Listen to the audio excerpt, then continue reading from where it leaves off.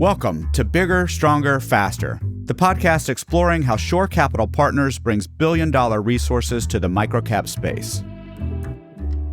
In a previous episode on strategic planning at Shore Capital Partners, we discussed Shore's approach to strategic planning, the way it evolves over multiple annual updates, and why this is a foundational part of Shore's investment in our portfolio companies. In this episode, we discuss what happens after a strategic planning session and the process and partnerships that help ensure that each company's plan becomes an actionable and measurable compass to drive each stage of their growth. In doing so, we gather the insights of both new and seasoned company leadership, partners at Shore Capital, and the Shore Strategic Planning team, which facilitates and supports the process throughout. For a bit of context for this episode, I asked Michael Burcham, Chief of Strategy and Talent Development at Shore Capital, to remind us of the approach, the process, and the evolution of the company and the plan over a typical holding period. Annually, best practice is to regroup the team to identify our lessons learned and review the strategy, what has worked and what has not.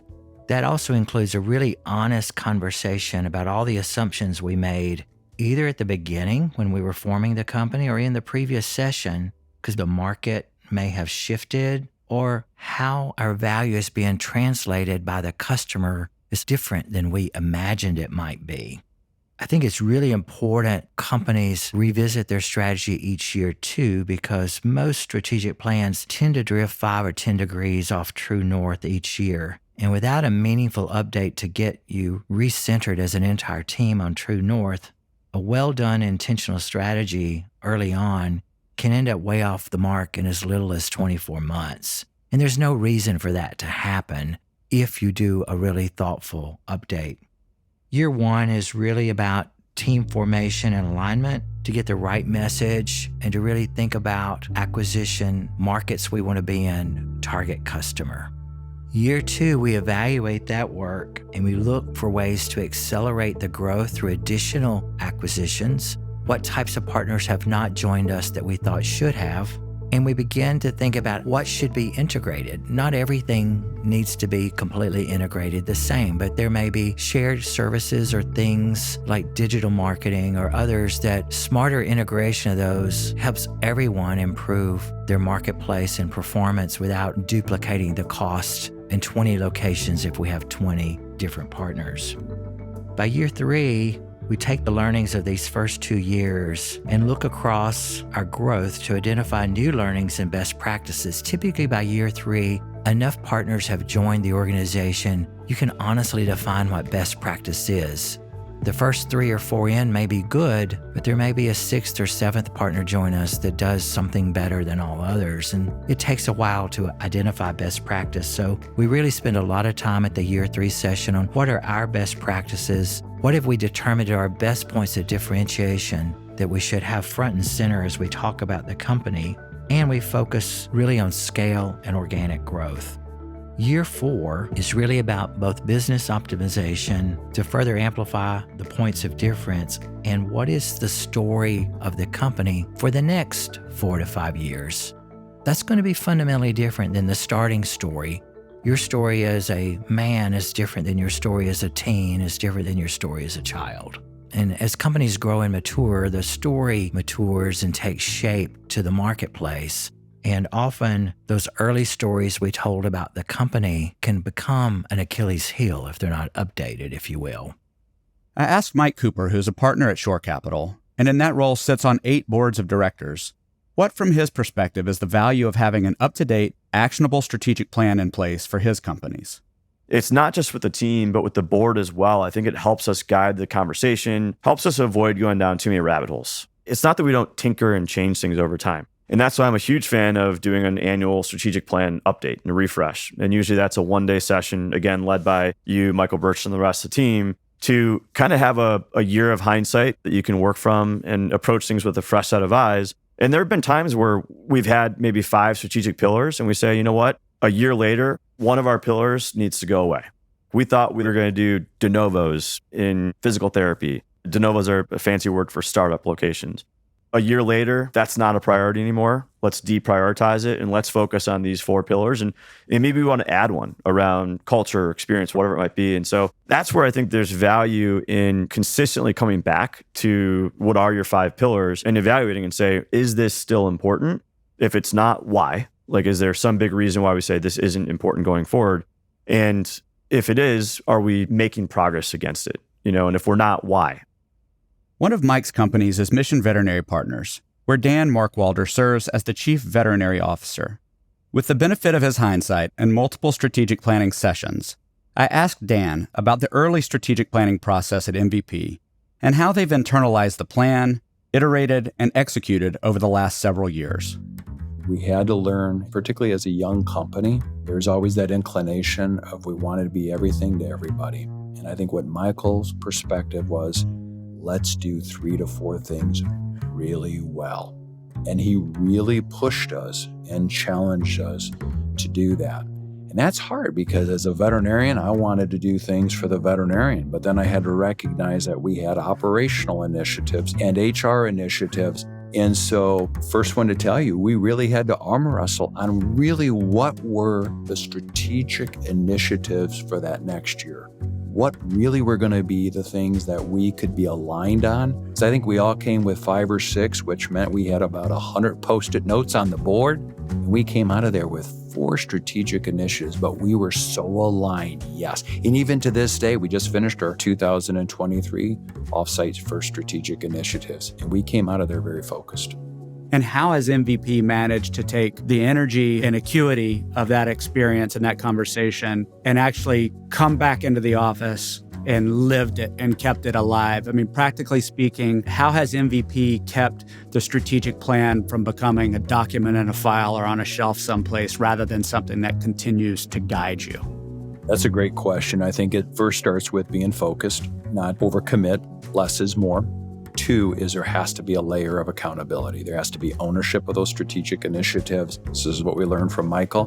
Get the subject matter experts on those committees, have a leader, have very well-defined KPIs, and then layer of accountability. So even to this day, this is something I believe Michael brought into MVP, every single month, every single leader, all of our strategic initiatives present to senior leadership. Here's where we're at. Here's the goals. Here's our progression. And we hold each other accountable. It's accountability. One of the things that we now do as senior leaders, and we're encouraging our mid-level leaders, is what are you saying no to? If this is where we have alignment on the strategic initiatives, and this is where we're going to be laser focused, the hope is because there's always some new initiative, right? Particularly when you're acquiring hospitals, everybody has, hey, have you thought about this? And it's easy to go down that path, that rabbit hole. And now the question is, how is that affecting our strategic initiatives for this year? Because if it takes us off focus, it becomes a whole lot easier to say no to those initiatives. Doesn't mean they're not important, but they're not important now. This is Lisa Love, the Executive Vice President of Business Operations at MVP, and the person who owns and manages the internal coordination and accountability for MVP's strategic plan. I asked Lisa why the process has worked so well for them. There are a couple key components. So one is you absolutely have to have senior leadership commitment that this is something that everybody's going to do. And we said we were going to do these 5 things and we're all committed and we're all going to march forward. The second thing was holding people accountable. We also met routinely. So at least once a month, we met to go through a full strategy review. As a matter of fact, right before this meeting was our monthly meeting. And then really holding each other accountable to results. So we're not meeting just to meet. We actually want to see these results and ask a lot of questions. And then the last thing that was really helpful is we created from our strategy something called a strategy on a page. And it's literally one piece of paper with all the strategies that has our company name and then our mission and our visions underneath it. And those strategies for the year really should drive your mission and your vision. And we circulated that and talked about it ad nauseum, not only at the executive leadership level, but with the entire company so that they knew what we were focused on. In addition to keeping the lights on, here are 10 additional things that we're going to be bringing to you by the end of the year. And what does that look like on the monthly basis? So people often think of strategy in terms of 3 to 5 year kind of vision, and there's all kinds of mixing and mashing of terms. And when you think about keeping up with this monthly, can you just give us a sense of the meeting you just came from? What were you doing? So an initiative's not a 3 to 5 year plan. It is what are we going to work on in the next 12 months, but what are the top, this year we have 5 big initiatives or strategies that we're going to work on for the year. And we have to accomplish them by the end of the year. The meeting like today, we have a project management team, and our project coordinator helps us manage the report out. And so we have a slide for each charter or for each initiative, and the owner of that initiative speaks to where they are, what are their KPIs, what are their obstacles, what did we accomplish last month, and what do we see that we're planning on accomplishing next month. Under Dan and Lisa's leadership, and with the commitment of their entire executive team, MVP has made managing and tracking and updating their strategic plan core to how they do business. I wanted to better understand, however, what this looked like for a new company, a platform that's just been around for 6 to 9 months and has a new CEO, a developing executive team, and maybe just an acquisition or 2 under its belt. So I asked Nate Bard, a CEO of just such a company, about his experience with the post-planning and implementation process for his company's first strategic plan. So the session sort of handed off a set of slides to us and really codified down to 4 projects and a draft sort of framework for what we talked about in the session.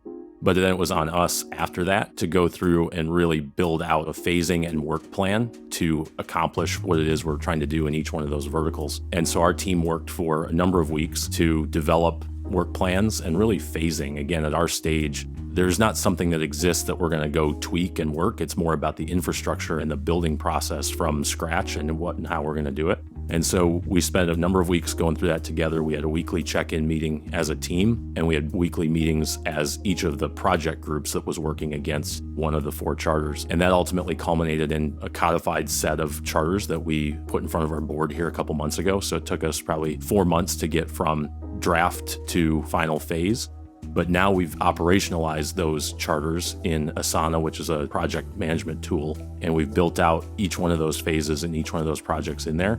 And now we've kept up our weekly routine of having that meeting on Monday mornings, and we're checking in and looking at the status of everybody's work against those. And so we know what we're trying to get done in a week and a month and a quarter against each of those initiatives and seeing the progress and work against it. And who all's in those Monday morning meetings? Who's connecting on a weekly basis around your strategy? So each of the 4 charters has an owner, and those charter owners are in there. And then if there's a critical stakeholder as a number 2 on any of those charters, they're in there as well. I'm there. And then Haley Hodgkins is our VP of Growth Strategy. She came from the Shore CXO program on our team. She's the facilitator for the session. And so it's nice that the rest of our team is able to step back and understand what's going on. And Haley's the one kind of driving and organizing the session. It's important to note that Shore's commitment to strategic planning includes a commitment to supporting the process that Nate describes as it unfolds after the planning session. John Murdoch is the Vice President of Strategic Planning and leads the ongoing engagement with the portfolio teams. I asked him to describe what that support looks like. We have a formal check-in set up every 30, 60, and 90 days. So there will be 3 times in that first quarter that's formal. And so everybody does that. And then it's one-off depending on the company and who's involved as to how much outside of that we do in those 90 days. They have one person at the company that's our point of contact for all of that process, which we call the charter manager. And so the charter manager might be interacting with us more regularly, but then say, hey, John, somebody running this charter's really having trouble. Would you just talk to them straight one-on-one? And we do that too. So it might be 7 different touch points with one company in 60 days, but it was one person 5 times and then 2 other people 1 at a time. So it's really varied by what the company needs or wants, but that's why we're here. And we understand as well as anybody that strategy that is just a theoretical exercise that ends up on a sheet is not helpful. And we wouldn't be happy with our roles are fulfilled if that's what we found that we were doing. So it is entirely about strategy that is executable and how does that help shape success. This is Chris Miaton, who is a partner at Shore Capital. if we as Shore, the management team or the board, are going to invest the time and resources into this process, we really need to embrace the follow-ups and the cadence required to capture the value from it. So with my management teams, and I think the strategy team helps us do this, lay out a strategic plan, and then here are my expectations as to how it will be used going forward. And that does include interim updates in between board meetings to make sure that we're making progress and we're not going to have any surprises at the board meetings. So I think the management teams that I've had the fortune of working with have really embraced it, and we have this track record of using it at other companies where they can see and understand it's worked really well for my peers. There's no reason why it shouldn't be incredibly valuable for me and my team. Given the range of experiences we've shared here, I thought I would come back to Michael Burcham to sum things up, to help us make sure we're clear not just about how the strategic planning process works at Shore Capital, but to understand what a strategic plan really is and why it matters. A strategic plan is a compass. It's not a roadmap. The path of the company as it collides with the market and the realities of the market will vary. You may have thought you were going to go left and you're actually going to go right for a while. You may hit a valley you had not anticipated and acquisitions are slower than expected. The road cannot be predicted, but if we know where true north is and the compass as we vary off the path we had planned, we can see how much we're drifting by degrees one way or the other. And if we keep resetting our true north based on our strategy and vision where we wanted to go, we can avoid unnecessary distractions. And even if we have to take a few alternate paths than we planned, we still realize the bigger vision and our goal because we get ourselves back on true north. If we think about the strategy then as the compass, and the day-to-day work is following a path with a compass, we never distance ourselves from our plan. It becomes the centerpiece of this week's work, this month's work, this quarter's work. And if the CEO is doing their job, looking out ahead and bringing that data back to the team, and the team is doing their job to execute the plan, ultimately the company has amazing success.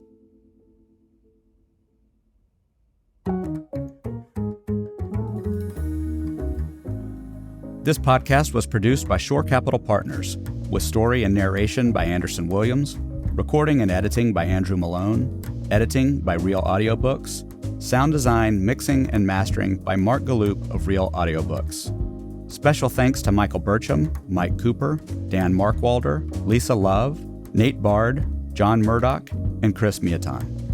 This podcast is the property of Shore Capital Partners, LLC. None of the content herein is investment advice, an offer of investment advisory services, nor a recommendation or offer relating to any security. See the Terms of Use page on the Shore Capital website for other important information.